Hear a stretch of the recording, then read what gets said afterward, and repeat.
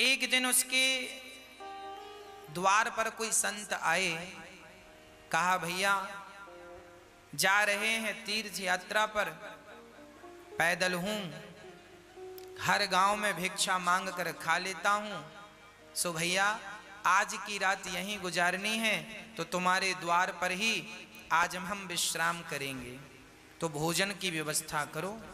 किसान बड़ा धार्मिक था, उसने बढ़िया संत के लिए कच्चा दे दिया, आटा इत्यादि।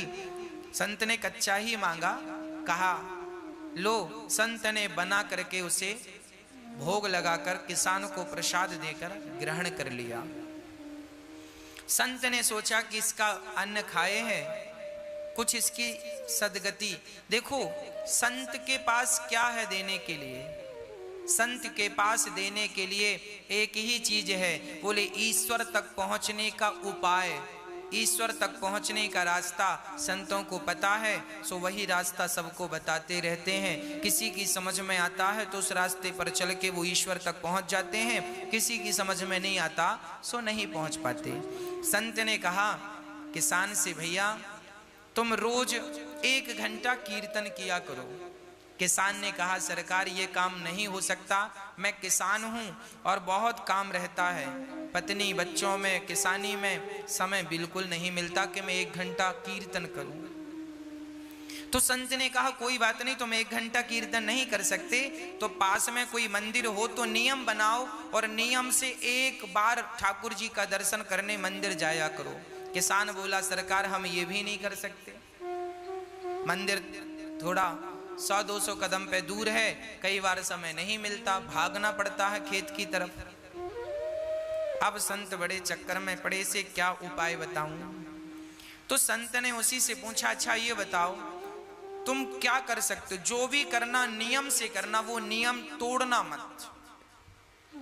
यदि तुम इस नियम से चलोगे तो तुम्हारी भी नैया पार हो जाएगी। तो किसान बोला मेरे बगल में घर के बाजू में एक कुम्हार रहता है, घड़ा बनाता है, आप कहो तो मैं उसका रोज दर्शन कर लिया करूंगा, ये नियम हो सकता? संत ने कहा ठीक है, तुम उस कुम्हार का दर्शन किया करो, नियम बनाओ कि कुम्हार का दर्शन किए बिना तुम भोजन नहीं करोगे, नियम बनाओ। और कुम्हार को इस भाव से देखोगे कि ये भगवान है, और देखकर राम राम जरूर कर लेना भैया, राम राम, और ठाकुर जी का दर्शन कर लेना, उनमें ही वो ईश्वर है ये सोच कर। भले तुम्हें शुरू में ऐसा लगेगा ये कुम्हार है, ये कुम्हार है, पर धीरे धीरे उसे कुम्हार ना कहकर उसे भगवान जानकर उसको दूर से प्रणाम कर लेना, और देखे बिना ये नियम बनाओ कि भोजन नहीं करोगे। किसान बोला ये ठीक है, ये मेरे बगल में है, मैं रोज देख लिया करूंगा, कोई ज्यादा वक्त नहीं लगेगा। संत चले गए। अब वो किसान रोज कुम्हार को देखता और भोजन करता। पत्नी बोलती भोजन तैयार है, बोले अभी आता हूं देख कर। कुम्हार को जाकर देख लेता और भोजन करने बैठ जाता, फिर अपने काम करता। रोज का नियम था उसका। एक दिन उसने कुम्हार को देखा, सो कुम्हार नहीं था। तो कुम्हार की पत्नी से किसान ने कहा क्यों जी तुम्हारे पति कहाँ हैं, कुम्हार भाई कहाँ हैं? बोले वो तो आज मिट्टी खोदने गए हैं। अच्छा किसान मिट्टी खोदने गया। पत्नी बोली किसान की आओ भोजन ठंडा हो रहा है, भोजन कर लो। किसान बोला वो कुम्हार से मैंने आज राम राम नहीं की, भोजन नहीं कर सकता, अभी आता हूँ। तो कुम्हारिन से पूछा वो किस तरफ गया है? बोले फलाने खेत में मिट्टी खोदने गए हैं। तो वो किसान दौड़ा। अच्छा कुम्हार मिट्टी खोद रहा था, तभी अचानक उसको खुदाई करते करते एक सोने का घड़ा मिला, उसमें ढेर सारे सोने के सिक्के भरे थे। अब कुम्हार को सोने का घड़ा मिल गया। अब उसने देखा कि हमें किसी ने देखा तो नहीं। तब तक दौड़ा दौड़ा किसान आ रहा था, और जैसे ही किसान आया तो कुम्हार को देख लिया, और कुम्हार को देखकर किसान वापस जाने लगा। राम राम भैया। कुम्हार को किसान भगवान के रूप में देखता था और राम राम रोज करता था, राम राम। वो किसान जाने लगा अच्छा, कुम्हार को क्या लगा कि इसने देख लिया, तो कुम्हार ने आवाज लगाया, भैया रुको। तो किसान ने कहा, ना रुकने की जरूरत नहीं है, हमने तो देख लिया। किसान तो ये कह रहा था कि हमने तुम्हें देख लिया, पर कुम्हार को लगा इसने सोने का घड़ा देख लिया। तो फिर आवाज लगाई कुम्हार ने, सुनो देख लिया है सो किसी से कहना मत, आधा तुम रख लो आधा हम रख लेते हैं। तो किसान रुका, बोली किसकी बात कर रहा है। किसान गया और जाकर देखा तो दोनों देख के दंग रह गए। ढेर सारा धन उन्हें जमीन के भीतर गड़ा हुआ मिल गया। दोनों ने आपस में बांटकर उस धन से साधु संतों की सेवा स्टार्ट करी। और उस किसान ने पूरी बात बताई कि एक संत को मैंने केवल एक दिन का भोजन कराया, उस भोजन कराने का फल यह है कि उन्होंने मुझे नियम में बांध दिया, और आज उस नियम में बंधने के कारण विधाता ने मेरी सारी दरिद्रता दूर कर दी, मेरा धन धान्य से घर भर दिया। एक बार किसी भूखे व्यक्ति को भोजन कराने का ये फल है कि देर सवेर ईश्वर तुम्हें धनवान बनाएंगे बनाएंगे बनाएंगे। आप एक नियम बनाओ कि रोज भगवान का कीर्तन करेंगे, रोज भगवान का नाम जपेंगे। बिना नाम जपे, बिना कीर्तन किए, बिना ईश्वर का दर्शन किए भोजन ग्रहण नहीं करेंगे। ये नियम, जो व्यक्ति नियम से चलता है उसे भगवत प्राप्ति निश्चित होती है। इसलिए नियम जरूरी है जीवन में। संयम और नियम, संयमी बनो, भोग और विलास से मन को हटाओ और ईश्वर के प्रेम के नियम में बंध जाओ। यही है आनंद। जब व्यक्ति आनंद चाहता है तो भगवान की शरण में जाए तो सारा आनंद से उसका जीवन तन मन भर जाए। विश्वोत्पत्त्यादि है, तवे भगवान क्या करते हैं, विश्व की उत्पत्ति, पालन और संहार करते हैं। भगवान का काम है विश्व की उत्पत्ति, पालन और संहार, है ना। भगवान की शरण में जो है उनका बाल भी बांका नहीं होता। तापत्रय विनाशाय, दैहिक दैविक भौतिक तापा, राम राज्य काहू नहीं व्यापा। 3 प्रकार के दुख सबके जीवन में होते हैं। कोई तन दुखी, कोई मन दुखी, कोई धन बिन रहते उदास। थोड़े थोड़े सब दुखी, सुखी राम के दास। कोई तन से दुखी है, कोई मन से दुखी है, कोई धन के बिना परेशान है। आज सब ही दुखी हैं। कोई तन से दुखी, कोरोना तन से ही तो दुखी कर रहा है। कोई तन के लिए परेशान, तन से दुखी है। कोई मन का रोगी है, मन की इच्छाएं अधूरी रह गई तो डिप्रेशन आ गया, मन में बड़ी चिंता है, मन में बड़ी टेंशन है। हमें बड़ा आश्चर्य लगता है तब जब लोग ये कहते हैं महाराज जी हमें बड़ी चिंता है। हमें सुनकर बड़ा आश्चर्य लगता है तब जब लोग ये कहते हैं कि फला व्यक्ति डिप्रेशन में चले गए। मैं बिल्कुल अपनी प्रैक्टिकली बात कर रहा हूं। मुझे बहुत आश्चर्य लगता है जब ये कहते हैं लोग गुरुजी बड़ी चिंता है। मैं आपसे पूछना चाहता हूं, बताइए आपको किस बात की चिंता है? क्या चिंता है आपको? जो हो रहा है क्या वो तुम्हारी मर्जी से हो रहा है? नहीं, ईश्वर की मर्जी से हो रहा है। अच्छा, जो कल हुआ क्या वो तुम्हारी मर्जी से हुआ? वो भी ईश्वर की मर्जी से। और कल जो होगा वो भी किसकी मर्जी से? क्या तुम्हारी और हमारी? अरे वो भी विधाता की मर्जी से। जब उसी की मर्जी का हो रहा था, उसी की मर्जी का हो रहा है और उसी की मर्जी का होना है, तो तुम किस बात की चिंता कर रहे हो भैया? क्यों दुबले हो रहे हो चिंता कर करके? क्या चिंता है? जो होना है वो होके रहेगा। चिंता मत करो, परमात्मा का चिंतन करो, नेगेटिविटी मिटा दो। नेगेटिव जो सोच है आपकी, नकारात्मकता है, समाप्त कर दो। सदा पॉजिटिव रहा करो, सकारात्मक रहा करो। हम चिंता क्यों करें? क्या हमारे सोचने से, हमारे चिंता करने से क्या कोई समाधान निकलता है? यदि निकलता है तो हम चिंता करें। जो व्यक्ति चिंता कर रहा है, इसका अर्थ यही है कि उसे विधाता पर, भगवान पर भरोसा नहीं है। यदि भरोसा होता तो आप चिंता ना करते, आप चिंतन करते, हे नाथ, होगा वही जो मेरे परमात्मा को, मेरे कृष्ण को मंजूर होगा। जो होना है होके रहेगा, तो आप समर्पण उनमें कर दो। क्यों चिंता कर रहे हो?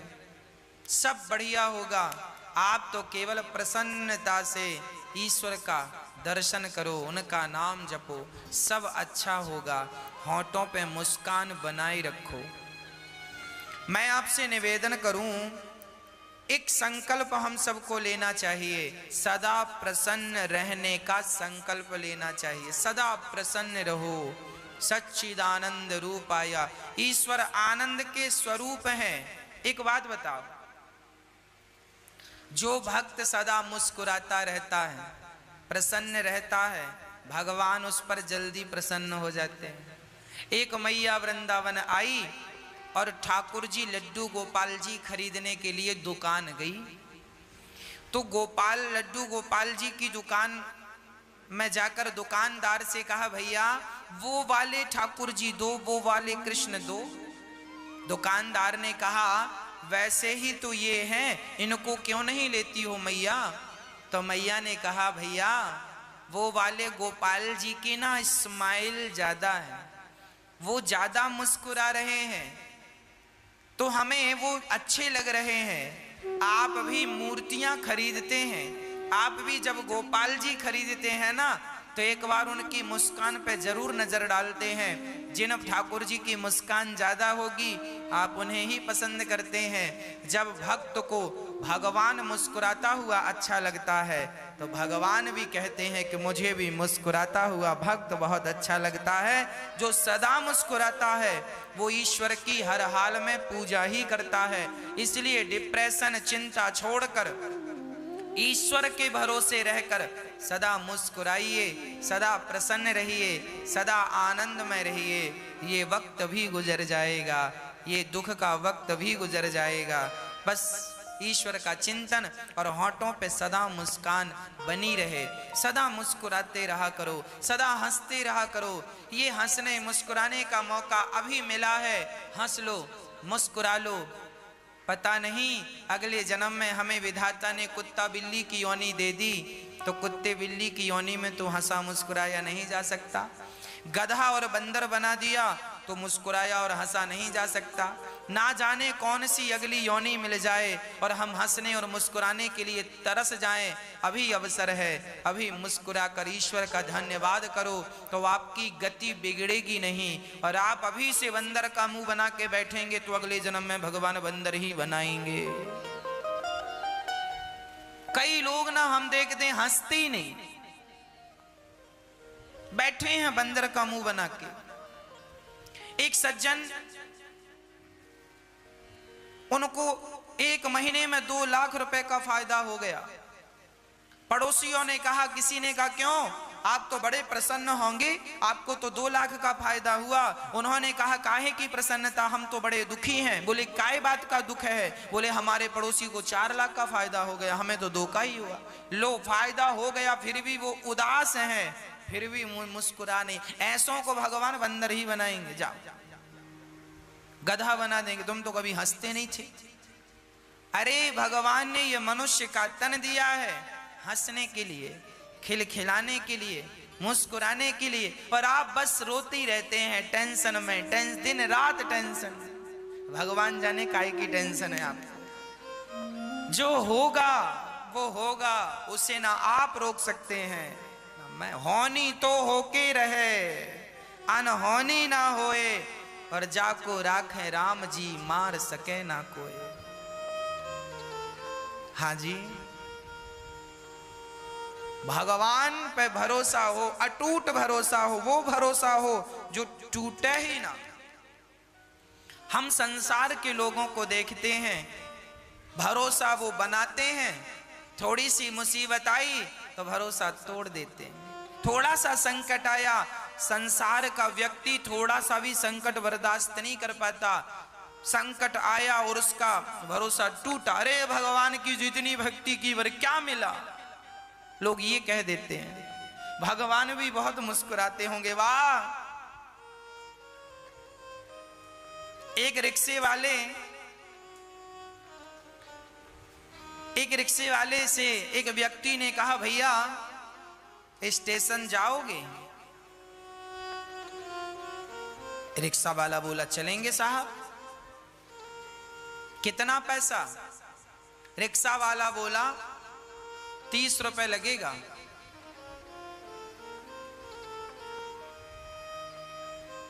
तो वो व्यक्ति बोला, भैया मैं बुजुर्ग हूं और 4 कदम की दूरी पे स्टेशन है, मैं स्टेशन सोसाइटी पे ही रहता हूं और इस इतने दूर का 30 रुपए लेगा? बाकी रिक्शे वाले तो मैं रोज 10 रुपए में जाता हूं और आज तुझे 30 रुपए चाहिए? 30 रुपए, इतनी सी बात का 30 रुपए मांग रहा है। दूसरे रिक्शे वाले, उस बुजुर्ग ने कहा, जा हम तेरे रिक्शे में नहीं बैठते। पीछे रिक्शे आया, उसने फिर पूछा, भैया स्टेशन तक जाना कितना? उसने कहा, बाबूजी 10 रुपए लगता है। अरे 10 रुपए लगता तो ये 30 रुपए क्यों बोल रहा है? सोचो, 10 रुपए का काम है और मांग कितना रहा है? 30 रुपए। उसी तरह हमारी हालत है। हमने भगवान का भजन तो 10 रुपए का किया, हमने भगवान को याद तो 10 रुपए का किया, और मांग कितने रहे? 30 रुपए दे दो भगवान। 16 सोमवार का व्रत किया है, अब 16 सोमवार के बदले मांगा क्या? बहू को बेटा ही होना चाहिए। भगवान शंकर जी बेटी ना हो। 2 बेटी ऑलरेडी हमने बड़ी श्रद्धा से पूजा किया, पूजा करी 10 रुपए की, और बेटा मांग रही है 30 रुपए का। अब देख लो, लोग अपना बजट नहीं बढ़ाते हो, भगवान से बड़ा बड़ा बजट मांगते हैं। अरे भैया, आप भी भगवान से प्रेम ज्यादा करो, प्रेम ज्यादा करो, भक्ति ज्यादा करो। आप अपना बजट बढ़ाओ। जब प्रेम का, भक्ति का बजट बढ़ेगा तो आपको मांगने की जरूरत ही नहीं पड़ेगी। भगवान स्वयं बिना मांगे आपको देते रहेंगे। और भगवान तो सबके माता पिता हैं, उनसे कुछ मांगने की जरूरत नहीं पड़ती। वो सर्वांतर्यामी हैं, वो सब कुछ जानते हैं। आपके बिना कहे समझ लेते हैं कि आपको किस चीज की जरूरत है। आप सच्चा प्रेम कीजिए, भगवान आपको सब कुछ देंगे, है ना। सदा मुस्कुराइए, सदा ईश्वर का धन्यवाद कीजिए, शिकायत कभी ना कीजिए। क्या सुदामा जी के जीवन में शिकायत थी? गरीब थे, 4 दिन चूल्हा नहीं जलता था, परम उपासक थे सुदामा जी। सुदामा जी चाहते तो कह सकते थे, वाह कन्हैया, मैंने तेरा इतना भजन किया और तूने मुझे क्या दिया? पर नहीं, जिससे प्यार किया है ना, उससे शिकायत नहीं करूंगा, और वो भी प्यार भगवान से। कोई शिकायत नहीं। जहां प्रेम है वहां शिकायत नहीं है, और जहां शिकायत है वहां प्रेम नहीं है। इसलिए भगवान कहते हैं, राम ही केवल प्रेम प्यारा, मुझे केवल प्यार करो, मुझे पैसा हीरा मोती सोना चांदी मत दो, फूल फल मुझे कुछ मत दो, दूध दही मुझे कुछ मत दो। पर मुझे केवल भक्त प्यार करे। भगवान प्रेम का भूखा है। अरे प्रेम करने से तो भगवान बिक जाते हैं। कोई खरीदना चाहे सो उसे खरीद ले। केवल प्रेम, राम ही केवल प्रेम प्यारा, जान ले जो जान निहारा। भगवान हमारा सारा दुख हर लेते हैं। कोई तन से दुखी है, भगवान की शरण में जाए सो तन अच्छा हो जाए। एक सज्जन हमसे बोले, गुरुजी ये बात लगभग 2 वर्ष पुरानी है, 2-2.5 वर्ष पुरानी बात हम आपको कह रहे हैं। एक सज्जन ने हमसे कहा, महाराज जी बुजुर्ग थे, उन्होंने कहा कि डॉक्टर ने हमसे कह दिया था कि अब आपका जीवन पूरा होने को है, कभी भी प्राण निकल जाएंगे। तो उन्होंने कहा जब कभी भी प्राण निकल जाएंगे तो हॉस्पिटल से छुट्टी कर दो। उन्होंने कहा घर जाइए। अब वो घर आ गए। वो दादाजी कथा सुनने आए और पर्सनल हमसे मिले और उन्होंने कहा, महाराज जी 3 साल पहले डॉक्टर ने कहा था कि तुम्हारा शरीर कह रहा है कि कभी भी प्राण निकल जाएंगे, पर महाराज जी देखो मैं भगवान की कथाएं निरंतर सुनता था, कीर्तन निरंतर करता था, तो आज 3 साल हो गए, अभी मैं स्वस्थ हूँ, काम भी कर लेता हूँ। डॉक्टर कह रहे थे कभी भी तुम मर जाओगे और 3 साल से मैं स्वस्थ हूँ, काम कर रहा हूँ। डॉक्टरों के हिसाब से तो मैं मर गया हूँ, अब तो भगवान की दी जिंदगी को आनंद से जी रहा हूँ, इसलिए जो जिंदगी है उन्हीं के नाम कर दी है मैंने जिंदगी। हाँ जिंदगी अब तो मेरी तेरे नाम सावरे, जिंदगी अब तो मेरी तेरे नाम सावरे। बची हुई जिंदगी भगवान के नाम कर दो। जब हम जिंदगी भगवान को सौंपते हैं, उनके नाम कर देते हैं, उनकी चिंता है। इसलिए कोई तन दुखी, कोई मन दुखी, कोई धन बिन रहत उदास, थोड़े थोड़े सब दुखे, सुखे राम के दास। कोई तन से दुखी, कोई मन से, कोई धन के बिना। सुखी कौन? जो भगवान के भरोसे हैं। जो भगवान के भरोसे हैं वो बहुत सुखी हैं। इसलिए भरोसा किसका? केवल कृष्ण का भरोसा। मुझे और किसी के भरोसे की जरूरत नहीं है, किसी के भरोसे की चाहत नहीं है, भरोसा केवल कृष्ण का है। ऐसे भगवान जो हमारे समस्त दुखों का नाश करते हैं, ऐसे भगवान को, श्री राधा सहित कृष्ण को श्री कृष्णाय वयम नुमः, ऐसे भगवान को हम हृदय में बसाते हैं। यम प्रव्रजन्तमनुपेतमपेत कृत्यम, द्वैपायनो विरह कातर आजुहाव, पुत्रेति तन्मयतया तर्भुभिने दुस्तं सर्वभूत हृदयं मुनिमान तोष्मि। श्री सुखदेव भगवान का जन्म हुआ और जन्म लेते ही सुखदेव जी सन्यासी हो गए। ऐसे सुखदेव भगवान को नमस्कार करते हैं। 88,000 ऋषि बैठे हैं नैमिषारण्य में और 88,000 संतों के बीच में सूत जी आए तो सूत जी का खड़े होकर सारे संतों ने अभिवादन किया और सूत जी से कहा, महाराज हमें कथा सुनाओ। सूत जी ने कहा, आप हम सबका सम्मान खड़े होकर क्यों करते हैं?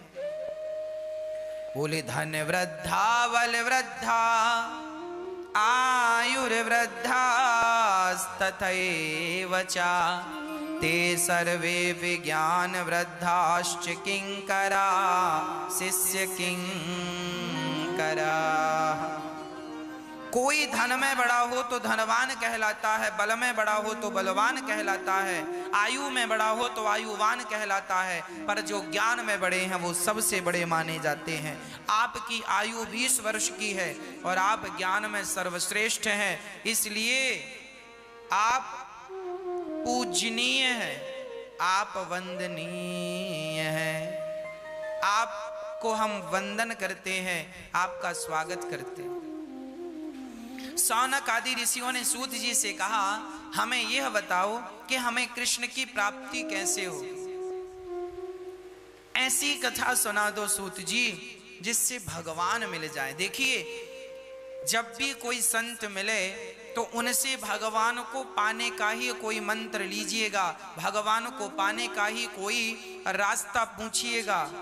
कोई सांसारिक बातें मत कीजिएगा साधु संतों से। ये सांसारिक तुच्छ विषय, संसार का तुच्छ सा सुख, इसके पीछे भागने वाला जीवन भर भागे तो भी दुखी ही रहता है, और कोई भगवान के लिए 10-20 कदम रख ले तो उसका कायाकल्प हो जाता है।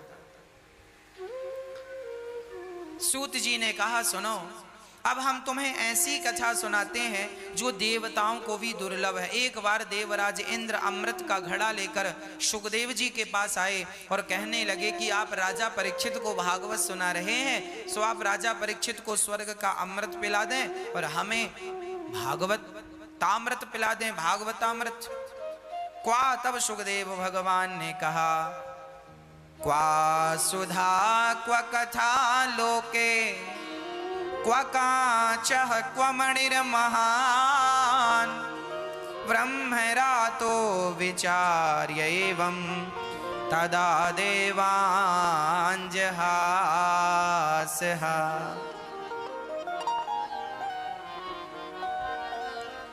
अच्छा, इंद्र ने बड़े बहाने से कहा।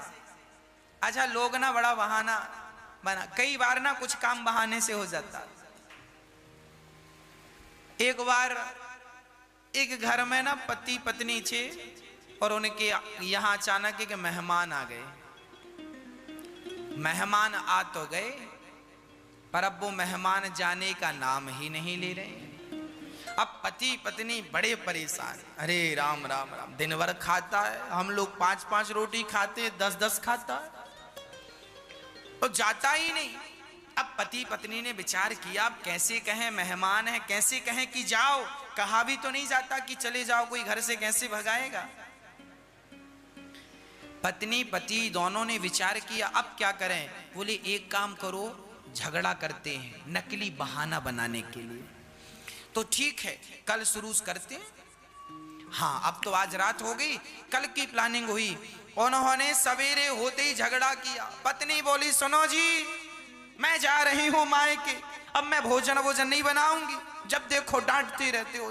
पड़ोस वो मेहमान बाहर बैठे सुन रहे थे। अब पति भी डांटता हुआ, हाँ बड़ा मायके की धमकी, जाओ चली जाओ, क्या हम बनाकर खा नहीं सकते। अब वो उन्हें डांटे, वो उन्हें डांटे, वो झूठ मूठ का वो झूठ मूठ का पत्नी लगी रोने, जोर जोर से रोने लगी। मेहमान को लगा, हे भगवान, आज तो कुछ मिलेगा नहीं खाना पीना। तो मेहमान ने आवाज लगाई, सुनो हम जा रहे हैं। मेहमान चले गए। तब तक पति बोला, सुनो गए, अब मत रो, अब काहे रो रही हो, हमने कोई जानबूझकर थोड़ी डांटा, हमने तो ऐसे ही डांटा, सच्ची का थोड़ी डांटा, झूठ का डांटा। तो पत्नी बोली, हाँ हम भी सच्ची का थोड़ी रो रही हैं, हम तो झूठ का रो रही हैं।